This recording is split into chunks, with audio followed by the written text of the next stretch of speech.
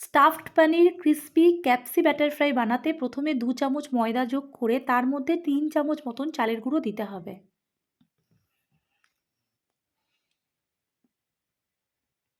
এবার স্বাদ মতন নুন চিনি দিয়ে আগের থেকে বেকিং সোডা ও বেকিং পাউডার দিয়ে অ্যাক্টিভেট করা বাটার মিল্কের মিশ্রণ দিয়ে দিতে হবে।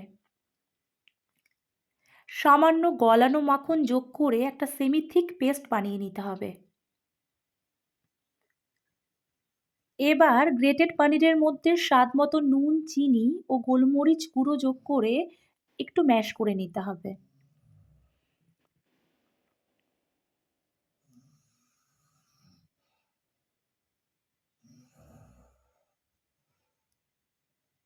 এই যে সেই সেমি থিক পেস্টটি যেটি চালের গুঁড়ো ময়দা দিয়ে তৈরি হয়েছে।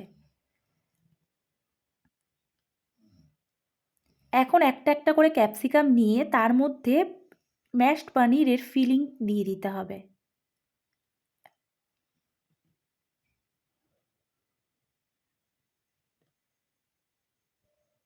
সাদা তেল গরম করে চালের গুঁড়ো ময়দার মিশ্রণ দিয়ে ভালো করে কোট করে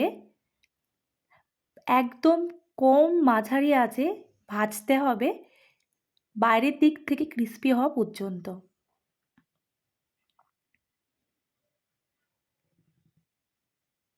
ঠিক এমন ক্রিস্পি বোঝা গেলেই এপিট ওপিট করে ভেজে নিয়ে তুলে নিতে হবে।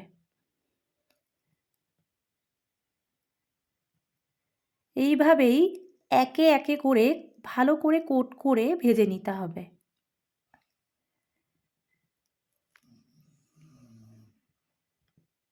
ব্যাস তৈরি হয়ে গেছে delicious so light and crispy stuffed paneer crispy capsicum batter fry.